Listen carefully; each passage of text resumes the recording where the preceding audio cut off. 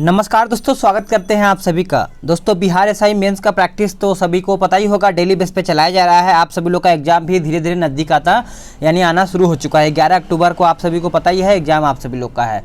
तो प्रैक्टिस करते रहिए, जितना हो सके उतना रिविज़न कीजिए। जितना रिवीजन करेंगे उतना ही आप सभी लोग के लिए बेस्ट होगा, क्योंकि थोड़ा बहुत जो कन्फ्यूजन है उसी को दूर करिएगा। कोई एक्स्ट्रा फैक्ट ना पढ़िएगा, क्योंकि जितना आप पढ़ चुके हैं वही बेस्ट है। समझ पा रहे होंगे, उसी में से क्वेश्चन आप सभी लोग को देखने को मिलेगा। तो चलिए सेट को शुरू कर लेते हैं। क्वेश्चन नंबर पहला कहता है कि ब्रोमीन होता है। ब्रोमीन होता है तो आंसर आपका हो जाएगा ऑप्शन डी, लाल द्रव होता है, यानी आपका डी करेक्ट आंसर हो जाएगा सभी लोगों का। नेक्स्ट क्वेश्चन है कि निम्नलिखित में से सबसे भारी धातु कौन सा है। आंसर आपका सी हो जाएगा, पारा। याद रखिएगा, पारा आपका राइट आंसर हो जाएगा। नेक्स्ट क्वेश्चन है क्वेश्चन नंबर 3, कहता है सोडा वाटर की बोतल खोलने पर निकलने वाली गैस कौन सी है। तो करेक्ट आंसर आपका ऑप्शन ए हो जाएगा, कार्बन डाइऑक्साइड। नोट करते चलिएगा सभी लोग। नेक्स्ट क्वेश्चन है क्वेश्चन नंबर 4, कहता है कि निम्नलिखित में से कौन सा विटामिन प्रतिस्कंदन विषों के विष प्रतिकारक के रूप में प्रयोग किया जाता है। तो करेक्ट आंसर आपका डी हो जाएगा, विटामिन के। याद रखिएगा, विटामिन के आपका करेक्ट आंसर हो जाएगा। नेक्स्ट क्वेश्चन है क्वेश्चन नंबर 5, क्या कहता है कि कास्मिक किरणें कौन सा कण है, क्या है, आंसर करिए। आंसर आपका हो जाएगा ऑप्शन ए, आवेशित कण है। याद रखिएगा, आवेशित कण है। नेक्स्ट क्वेश्चन है क्वेश्चन नंबर 6, मनुष्य में एफ्लाटॉक्सिन खाद्य विषाक्तन द्वारा सामान्यतः कौन सा अंग प्रभावित होता है। तो आंसर आपका डी हो जाएगा, यकृत। याद रखिएगा, यकृत आपका आंसर यहाँ पे हो जाएगा। केरोसिन में निम्नलिखित में से कौन सी धातुएं संग्रहित हैं। तो आंसर आपका देखा जाए तो ए हो जाएगा, पोटेशियम और सोडियम। याद रखिएगा, पोटेशियम और आपका सोडियम राइट आंसर हो जाएगा सभी लोगों का। नेक्स्ट क्वेश्चन है क्वेश्चन नंबर 8, कहता है डैश के प्रजनन संबंधी भाग फूल में स्थित होते हैं। तो आंसर आपका हो जाएगा ऑप्शन सी, एंजियोस्पर्म। याद रखिएगा, एंजियोस्पर्म्स आपका यहाँ पे राइट आंसर हो जाएगा। नेक्स्ट क्वेश्चन है क्वेश्चन नंबर 9, कहता है थर्मस फ्लास्क का रजित तल उष्मा के अंतरण को रोकता है। किससे रोकता है। तो याद रखिएगा, आपका इन सभी से, यानी विकिरण से, चालन से और संवहन से। याद रखिएगा। नेक्स्ट क्वेश्चन है क्वेश्चन नंबर 10, साधारण नमक जो हम हर दिन खाते हैं उसमें क्या होता है।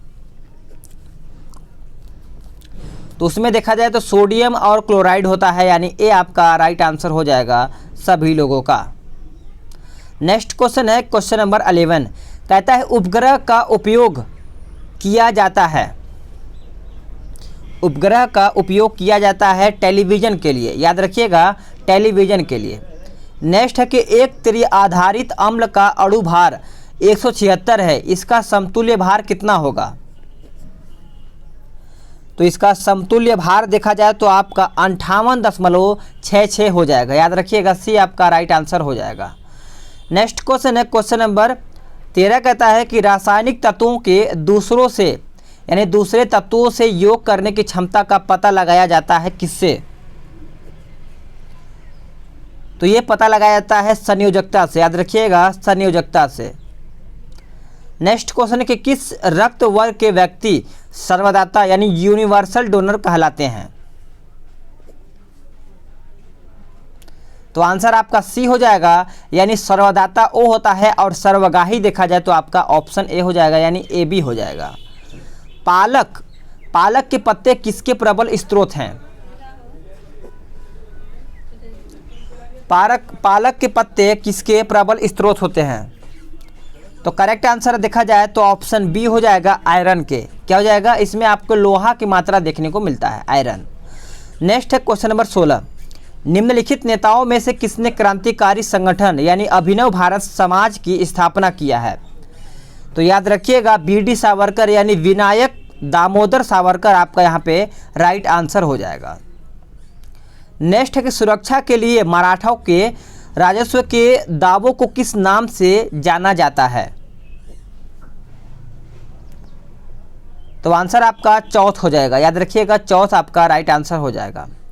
नेक्स्ट क्वेश्चन है 18, निम्नलिखित में से किस केस की समस्त संसार में चर्चा हुई और अभियुक्तों के समर्थन में अल्बर्ट आइंस्टीन एवं H.G. वेल्स, हेराल्ड लास्की तथा रूजवेल्ट ने सहानुभूतिपूर्व टिप्पणी किया है? तो आप ऑप्शन देख लीजिए फिर आंसर करिए। तो इसका आंसर हो जाएगा ऑप्शन सी, मेरठ षड्यंत्र मुकदमा, याद रखिएगा। नेक्स्ट क्वेश्चन है क्वेश्चन नंबर 19, कहता है किस वर्ष बाबर ने सुल्तान इब्राहिम लोदी को पानीपत की लड़ाई में पराजित किया? तो आंसर आपका बी हो जाएगा 1526 में, प्रथम विश्व युद्ध में, फिर 1556, फिर आपका 1771। नेक्स्ट क्वेश्चन है 20, कहता है सुमेलित करके बताइए। चलिए सुमेलित करके बताइए। इसमें आपको अशोक के बारे सम्राट अविरुद्ध के बारे में पूछा गया है। देखिए आपका अशोक चला जाएगा कहाँ पे, प्रियदर्शन में। उसका समुद्रगुप्त देखा जाए तो आपका पराक्रमांक में चला जाएगा, और समुद्रगुप्त सेकंड देखा जाए तो आपका विक्रमादित्य चला जाएगा, और बात करें स्कंदगुप्त के बारे में तो क्रमादित्य के बारे में, यानी क्रमादित्य में मैच करेगा। अब आते हैं नेक्स्ट क्वेश्चन पे। नेक्स्ट क्वेश्चन देखते हैं, कहता है कि निम्नलिखित में से कौन the problems of the far east नामक पुस्तक के लेखक हैं? तो करेक्ट आंसर आपका कर्जन हो जाएगा, नोट करते चलिएगा। नेक्स्ट क्वेश्चन है, शेख बहाउद्दीन जकारिया किस संप्रदाय के थे? तो आंसर आपका हो जाएगा सुहरावर्दी संप्रदाय, याद रखिएगा, ये आपका राइट आंसर हो जाएगा। प्रसिद्ध चीनी यात्री फाहियान ने किसके शासनकाल में भारत की यात्रा की? तो किसके शासनकाल में किया था? तो याद रखिएगा चंद्रगुप्त सेकंड के शासनकाल में किया था। नेक्स्ट क्वेश्चन है कि वह प्रथम मुस्लिम शासक कौन था जिसने शासन के सिद्धांत को राजाओं के ईश्वरीय अधिकार सिद्धांत के समान प्रतिपादित किया था? तो आंसर आपका बलबन हो जाएगा, याद रखिएगा। नेक्स्ट क्वेश्चन है कि नाउ और नेवर पैम्पलेट किसने लिखा है? तो करेक्ट आंसर आपका सी हो जाएगा रहमत अली, याद रखिएगा रहमत अली आपका राइट आंसर हो जाएगा। क्वेश्चन नंबर 26 कहता है दीवान ए अर्ज विभाग संबंधित था किससे? तो आंसर आपका देखा जाए तो सी हो जाएगा रक्षा विभाग से, नोट करते चलिएगा दीवान ए अर्ज। नेक्स्ट क्वेश्चन है कि कर्नाट वंश का संस्थापक कौन था? कर्नाट वंश का संस्थापक कौन था? तो याद रखिएगा नन्यदेव हो जाएगा, ये आपका राइट आंसर हो जाएगा। क्वेश्चन नंबर 28 कहता है ब्रिटिश हाउस ऑफ कॉमन्स में चुने जाने वाले दादा भाई नौरोजी प्रथम भारतीय थे जिन्होंने इस दल की टिकट पर चुनाव लड़ा था। वो कौन सा दल था? वो दल कौन सा था? तो याद रखिएगा वो उदारवादी दल था, यानी उदारवादी दल के ये नेता थे। नेक्स्ट क्वेश्चन कि प्राचीन भारत का नेपोलियन किसे कहा जाता है? प्राचीन भारत का नेपोलियन किसे कहा जाता है? तो समुद्रगुप्त को कहा जाता है। नेक्स्ट क्वेश्चन कि नालंदा विश्वविद्यालय के संस्थापक कौन थे? नालंदा विश्वविद्यालय के संस्थापक कौन थे? तो याद रखिएगा कुमार गुप्त हो जाएगा, यानी बी आपका राइट आंसर हो जाएगा। क्वेश्चन नंबर 31 किसने दुखी आत्मा दुखी हृदय जैसे शहनामों के तहत लिखकर चंपारण के किसानों की दुर्दशा पर प्रकाश डाला है? चलिए ऑप्शन देखिए फिर आंसर करिए। तो करेक्ट आंसर आपका ऑप्शन ए हो जाएगा पीर मोहम्मद मुनीस, याद रखिएगा ए आपका राइट आंसर हो जाएगा। नेक्स्ट क्वेश्चन है कि कल्हड़, याद रखिएगा, कहता है कल्हड़ की पुस्तक का नाम क्या था? कल्हड़ की पुस्तक का नाम देखा जाए तो रास्तड़िंगड़ी हो जाएगा, यानी डी आपका राइट आंसर हो जाएगा। नेक्स्ट है कि स्थायी बंदोबस्त किसके साथ किया गया? स्थायी बंदोबस्त किसके साथ किया गया? तो याद रखिएगा जमींदारों के साथ किया गया था, यानी ए आपका राइट आंसर हो जाएगा। स्थायी बंदोबस्त किसने किसके साथ किया गया था? तो याद रखिएगा आंसर आपका ए हो जाएगा, जमींदारों के साथ किया गया था। नेक्स्ट क्वेश्चन है कि महारानी विक्टोरिया ने भारतीय प्रशासन को, कहता है कि महारानी विक्टोरिया ने भारतीय प्रशासन को ब्रिटिश ताज के नियंत्रण में लेने की घोषणा कब की थी? चलिए आंसर करिए। आंसर आपका हो जाएगा ऑप्शन ए 1 नवंबर 1858, याद रखिएगा। नेक्स्ट क्वेश्चन है कि भारत में पहली बार किसने वार्षिक आय को अनुमानित किया था? तो सही आंसर आपका हो जाएगा दादा भाई नौरोजी के द्वारा। नेक्स्ट क्वेश्चन है क्वेश्चन नंबर 36, कहता है निम्नलिखित भारतीय मौसम मुख्यालयों को उनकी स्थापना के क्रमानुक्रम में व्यवस्थित कीजिए और नीचे दिए गए कूट से अपने सही उत्तर का चयन कीजिए। चलिए आंसर करिए। 36 का आंसर देखा जाए तो आपका आंसर क्या हो जाएगा? डी हो जाएगा। यानी देखा जाए तो सबसे पहले आपका कोलकाता, शिमला, पुणे, फिर आपका नई दिल्ली। नेक्स्ट क्वेश्चन कि सबसे अधिक स्थिर पारिस्थितिकीय तंत्र कौन सा है? तो आंसर आपका हो जाएगा सागरीय यानी महासागर। नेक्स्ट एक धुआं में आंखों को प्रभावित करने वाला कौन सा शक्तिशाली उत्तेज्य होता है? तो आंसर आपका हो जाएगा पैराक्सी एसिटाइल नाइट्रेट, याद रखिएगा। डी आपका राइट आंसर हो जाएगा सभी लोगों का। क्वेश्चन नंबर 39 कहता है कि निम्नलिखित विद्युत चुंबकीय विकिरणों में से किसकी ऊर्जा अधिकतम होती है? किसकी ऊर्जा अधिकतम होती है? तो याद रखिएगा एक्स किरणें का। नेक्स्ट क्वेश्चन है कि निम्नलिखित शैल क्रमों में से कौन भारत का 90% से अधिक कोयला प्रदान करता है? तो आंसर देखा जाए तो आपका गोंडवाना क्रम हो जाएगा, यानी आपका डी राइट आंसर हो जाएगा। विंध्य क्षेत्र के किस शिलाश्रय से सर्वाधिक मानव कंकाल मिले हैं? तो आंसर आपका डी हो जाएगा लेखहिया, याद रखिएगा। डी आपका राइट आंसर हो जाएगा। क्वेश्चन नंबर 42 कहता है कि निम्नलिखित युग्मों में से कौन सा सही सुमेलित नहीं है? इनमें से बताना है कौन सा सही सुमेलित नहीं है। तो देखिए आपका आंसर यहाँ पे देखा जाए तो आपका आंसर सूती वस्त्र डेट्रोइड, ये आपका गलत है, याद रखिएगा। नेक्स्ट क्वेश्चन है कि निम्नलिखित बांधों में से कौन बेतवा नदी पर बनाया गया है? तो आंसर देखा जाए तो आपका राजघाट बांध हो जाएगा, यानी डी आपका राइट आंसर हो जाएगा 43 का। निम्नलिखित देशों में से कौन सा बॉक्साइट का सर्वाधिक उत्पादक है? तो सही आंसर आपका देखा जाए तो आपका ऑस्ट्रेलिया हो जाएगा, याद रखिएगा। अब आपका 45 का सुमेलित करके बताना है उद्योग और स्थान के बारे में। तो देखिए आपका कागज चला जाएगा कहाँ पे? याद रखिएगा कागज आपका टीटागढ़ में चला जाएगा। अगर बात करें सीमेंट तो आपका लखेरी में चला जाएगा। लोहा और इस्पात के बारे में देखा जाए तो ये आपका भिलाई चला जाएगा। और बात करेंगे यहाँ पे हम खनिज तेल शोधक तो ये आपका चला जाएगा कहाँ पे? तो 3 2 4 हो गया, 3 2 4, ये आपका अंबाला मुकुल में चला जाएगा। नेक्स्ट क्वेश्चन है क्वेश्चन नंबर 46, कहता है कि निम्नलिखित में से कौन सी खरीफ फसल नहीं है? इनमें से बताना है खरीफ फसल इनमें से कौन सा नहीं है। तो याद रखिएगा सरसों हो जाएगा, सरसों। भारत की सर्वाधिक बड़ी जनजाति क्या है? तो करेक्ट आंसर 47 का बी हो जाएगा गोंड, याद रखिएगा बी हो जाएगा गोंड। नेक्स्ट है कि निम्नलिखित में से कौन सा देश भौगोलिक क्षेत्र की दृष्टि से सीमा रहित सबसे बड़ा देश है? तो आंसर आपका सी हो जाएगा जापान, याद रखिएगा सीमा रहित के बारे में पूछा गया है। राजस्थान राज्य का खेतड़ी बेल्ट किसके लिए प्रसिद्ध है? तो याद रखिएगा ये आपका तांबा खनन के लिए प्रसिद्ध है, यानी ए आपका राइट आंसर हो जाएगा। नेक्स्ट है कि भारत में यरलुंग जंगबो नदी को किस नाम से जाना जाता है?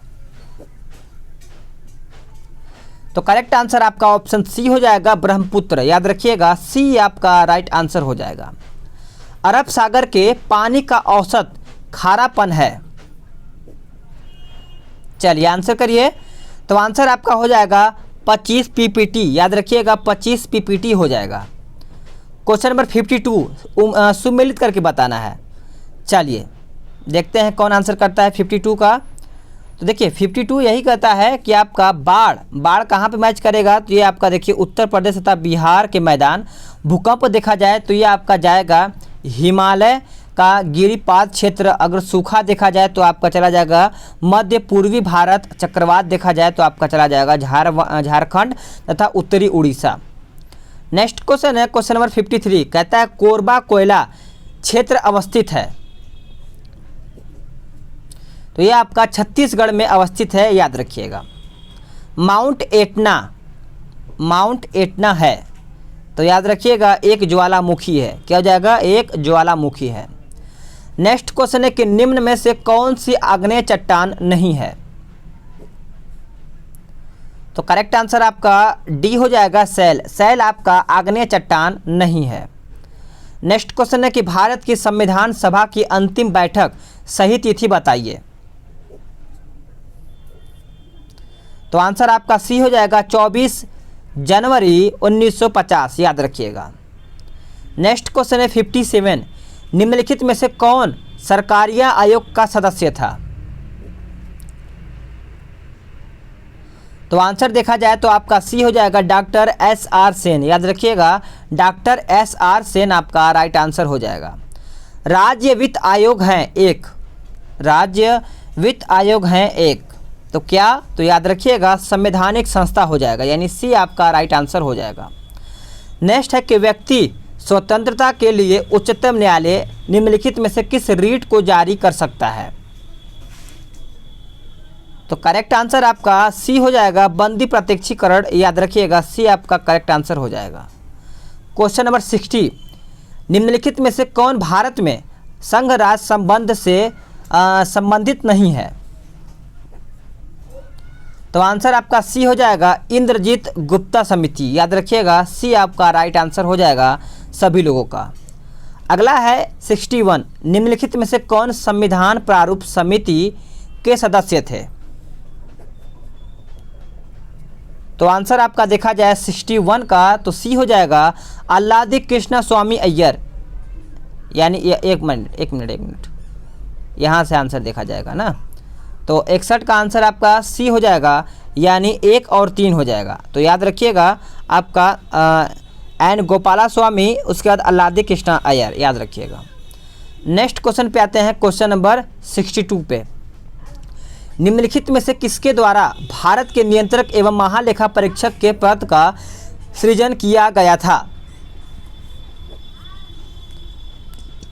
तो आंसर आपका बी हो जाएगा संविधान के द्वारा, याद रखिएगा। नेक्स्ट क्वेश्चन है 63, क्या कहता है देखते हैं। प्रोटेम स्पीकर का कर्तव्य क्या होता है? प्रोटेम स्पीकर का कर्तव्य देखा जाए तो सदस्यों को शपथ दिलाना होता है, यानी आपका बी राइट आंसर हो जाएगा। नेक्स्ट क्वेश्चन है कि मंडल आयोग जिसके प्रस्तावों ने अशून्य विवाद का सूत्रपात किया है को गठित करने वाले थे? चलिए आंसर करिए। तो आंसर आपका बी हो जाएगा मोरारजी देसाई। क्या हो जाएगा? मोरारजी देसाई आपका आंसर यहाँ पे हो जाएगा। भारत में राष्ट्रीय आय का प्राकलन किया जाता है? भारत में राष्ट्रीय आय का प्राकलन किया जाता है, तो याद रखिएगा केंद्रीय सांख्यिकी संगठन के द्वारा किया जाता है, यानी बी आपका राइट आंसर हो जाएगा। कहता है 66 की छठ यानी हठ योग के संदर्भ में निम्नलिखित में से कौन सा कथन सही है? तो 66 का आंसर देखा जाए तो आपका हठ योग नाथ पंथियों द्वारा अपनाया जाता है। हठ योग क्रिया को सूफी संतों ने अपनाया था, तो यानी आपका 1 और 2 दोनों सही है। नेक्स्ट क्वेश्चन पे आते हैं कि निम्न में से किस वर्ष सरकारिया आयोग जिसे केंद्र राज्य संबंधों में परिवर्तन की संतुति के आधार किया गया था ने अपना प्रतिवेदन जमा किया था? कब? तो आंसर याद रखिएगा डी उत्तर हो जाएगा 1987 में। क्या हो जाएगा? 1987 हो जाएगा। नेक्स्ट है 68, कहता है केंद्र सरकार में उच्चतम नागरिक सेवा अधिकार अधिकारी कौन है? तो आंसर देखा जाए तो आपका मंत्रिमंडल सचिव हो जाएगा। क्या हो जाएगा? मंत्रिमंडल सचिव। क्वेश्चन नंबर 69, उच्चतम न्यायालय की व्यवस्था अनुसार निजी भवनों के ऊपर राष्ट्रीय झंडे को फहराना डैश के तहत हर नागरिक का मौलिक अधिकार है। चलिए आंसर करिए। तो आंसर आपका हो जाएगा ऑप्शन बी, संविधान का अनुच्छेद 19(1)(a) में, याद रखिएगा। नेक्स्ट है 70, क्या कहता है देखते हैं। कहता है कि राज्यसभा में होते हैं। तो राज्यसभा में देखा जाए तो 250 सदस्य, जिनमें से 12 सदस्य भारत के राष्ट्रपति द्वारा मनोनीत किए जाते हैं। नेक्स्ट क्वेश्चन है कि 71 कहता है कि निम्न शब्दों पर विचार करके बताइए। तो देखिए आपका आंसर यहाँ पे ए हो जाएगा, सार्वभौमिक, समाजवादी, धर्मनिरपेक्ष और प्रजातांत्रिक। तो इस तरीके से आपका आंसर यहाँ पे ए हो जाएगा। राज्यसभा में राष्ट्रपति द्वारा कितने सदस्य मनोनीत किए जाते हैं?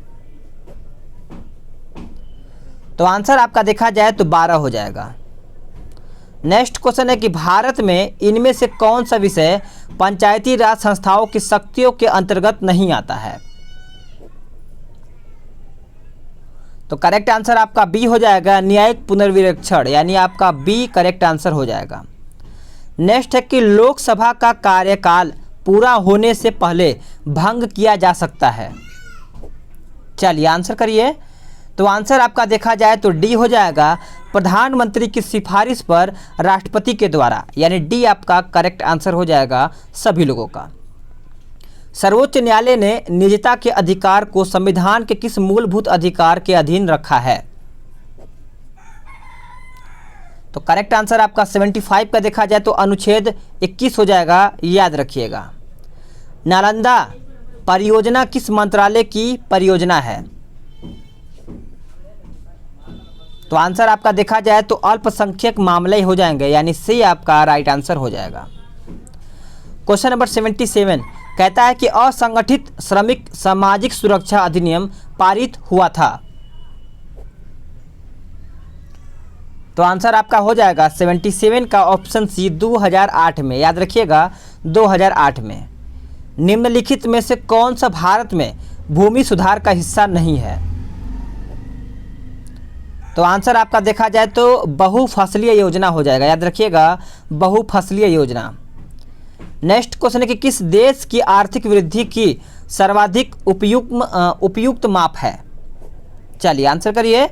तो आंसर आपका डी हो जाएगा, प्रति व्यक्ति उत्पाद, याद रखिएगा प्रति व्यक्ति उत्पाद आपका यहाँ पे आंसर हो जाएगा। निम्नलिखित में से कौन माल के आयात हेतु विदेशी विनिमय की स्वीकृति देता है? तो इस तरीके से आपका ऑप्शन ये है, आंसर करिएगा। तो आंसर आपका देखा जाए तो भारतीय रिजर्व बैंक हो जाएगा, यानी सी आपका आंसर हो जाएगा।